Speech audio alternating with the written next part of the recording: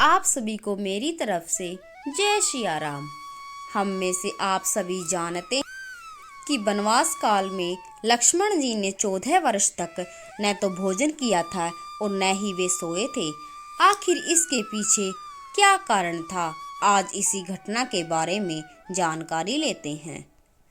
रावण का युद्ध करने के बाद भगवान श्री राम, लक्ष्मण और सीता जी वापस अयोध्या में आ जाते हैं। तो एक बार भगवान श्री राम और लक्ष्मण बैठे हुए थे, तब तक अगस्त्य मुनि का आगमन होता है और भगवान श्री राम और अगस्त्य मुनि के बीच में लंका युद्ध का प्रसंग छिड़ जाता है।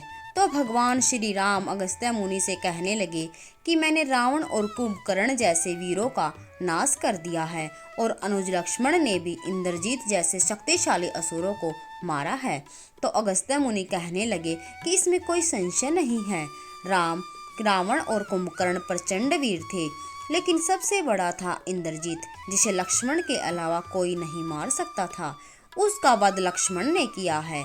जब अगस्त्य मुनि ने भगवान श्री राम के सामने उनकी बड़ाई की तो भगवान श्री राम को बहुत ही प्रसन्नता महसूस हुई, लेकिन अपने अनुज लक्ष्मण जी को बड़ाई को सुनकर मन में एक अचंभा भी हुआ कि अगस्त्य मुनि ने कहा था कि लक्ष्मण के अलावा इंद्रजीत को कोई नहीं मार सकता था। तो भगवान श्री राम ने अगस्त्य मुनि से कहा, ऐसा क्यों, जो केवल लक्ष्मण ही इंद्रजीत का वध कर सकते थे और इसके अलावा कोई भी उसका वध नहीं कर सकता था।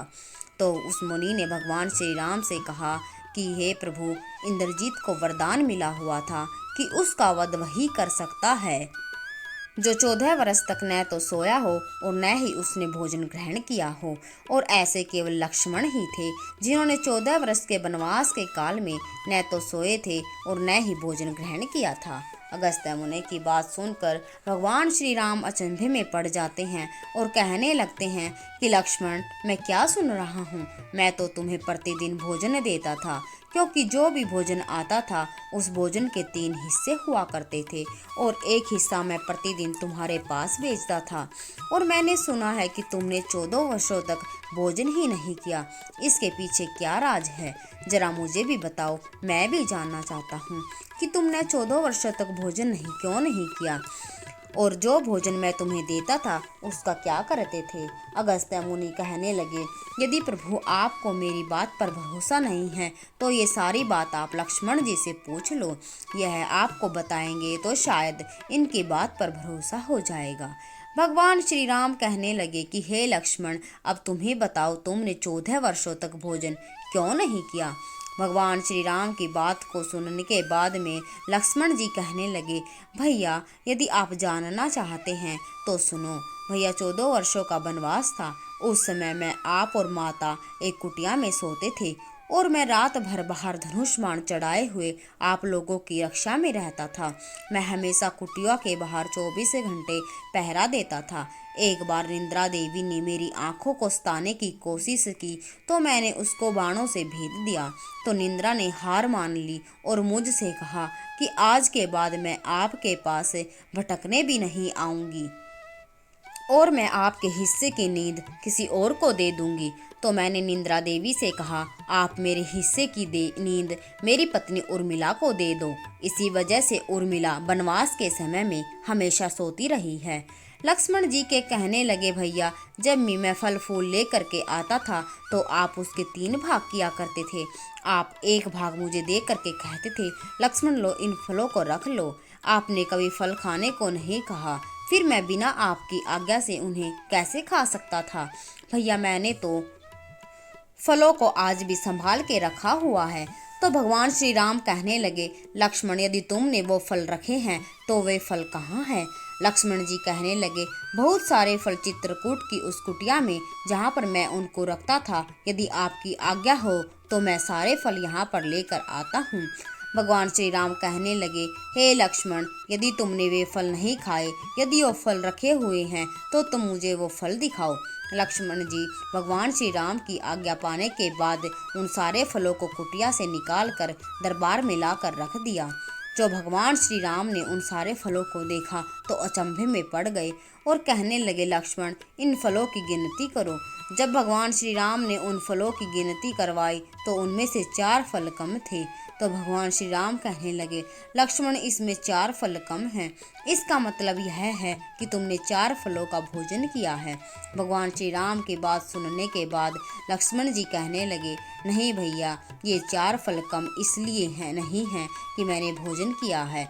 ये 4 फल कौन से कम हैं, आप जानना चाहते हैं तो सुनो। लक्ष्मण जी कहने लगे, देखिए भैया, जिस दिन वन के लिए हम लोग गए थे वो दिन सुबह का था और आपने उस दिन सारे दिन भोजन नहीं किया था। तो जब भोजन आपने नहीं किया तो आपने भी मुझे भोजन नहीं दिया, और जब आपने मुझे भोजन नहीं दिया तो मैं उस फल को संभाल के कैसे रखता। पहला फल वो कम है। अब कई दूसरे फल के बारे में सुनो। जब आप चित्रकूट में थे तो मैं आपके चरणों की सेवा में था, और भैया भरत जिस समय आपसे मिलने के लिए आए थे और उन्होंने पिताजी की मृत्यु का समाचार जब आपको दिया था, और आप पिताजी की मृत्यु का समाचार सुनने के बाद में दुख में लिप्त हो गए थे। उस दिन सारे समय आपने भोजन नहीं किया, और जो आपने भोजन नहीं किया तो आपने मुझे भी नहीं दिया, और जब भोजन आपने मुझे नहीं दिया तो फिर मैं उस फल को संभाल के कैसे रखता। इसलिए दूसरा फल वो कम है। भैया अब तीसरे फल के बारे में सुनो। जिस दिन आप मृग को मारने के लिए गए थे उस दिन सीता माता के आदेशानुसार मैं भी आपको देखने के लिए आपके पीछे पीछे गया था और एक रेखा खींच गया था। जब हम वापस लौटकर आए तब तक सीता माँ का हरण हो चुका था, और उस दुख में आपने सारे दिन भोजन नहीं किया था। तो जब आपने भोजन नहीं किया तो आपने भोजन मुझे भी नहीं दिया, और जब भोजन आपने मुझे दिया ही नहीं तो फिर मैं उस फल को संभाल के कैसे रखता। तीसरा फल भैया वो कम था। अब चौथे फल की बात सुनो भैया। जिस दिन मुझे शक्ति लगी थी उस दिन भी सुबह का समय था और मैं आपकी गोदी में पड़ा हुआ था। उस दिन भी पूरे समय आपने कुछ नहीं खाया, तो फिर आपने मुझे भी भोजन नहीं दिया क्योंकि मैं तो आपकी गोद में बेहोश पड़ा हुआ था। तो फिर भैया मैं उस फल को संभाल कर कैसे रखता। चौथा फल वह कम था। पूरे 14 वर्षों के काल में 4 फल नहीं बल्कि 7 फल कम थे, परंतु 7 फलों में से 3 फलों का ज्ञान भगवान श्री राम के पास पहले से ही था, क्योंकि जिस समय पर पुल का निर्माण हो रहा था लंका पर चढ़ाई करने के लिए, तो 3 दिन तक भगवान श्री राम समुद्र से प्रार्थना करते रहे थे और उन्होंने 3 दिन तक भोजन नहीं किया था। तो वह खुद ही समझते थे कि जब 3 दिन भोजन मैंने नहीं किया तो लक्ष्मण जी ने भी 3 दिन तक भोजन नहीं किया। इस प्रकार से दोस्तों लक्ष्मण जी ने सारे फलों की गिनती करवाई तो भगवान श्री राम की आंखों में आंसू निकलने लगे और कहने लगे, लक्ष्मण, मैं तो तेरा ऋणी हो गया। ये तो मैं जानता था कि तुम 14 वर्षों तक नहीं सोए हो, लेकिन यह नहीं जानता था कि तुमने मेरी रक्षा के लिए 14 वर्षों तक भोजन भी नहीं किया है। लक्ष्मण, मैं तुम्हारा ऋणी हूँ। अब यह ऋण तुम्हारा मैं कैसे चुकाऊंगा।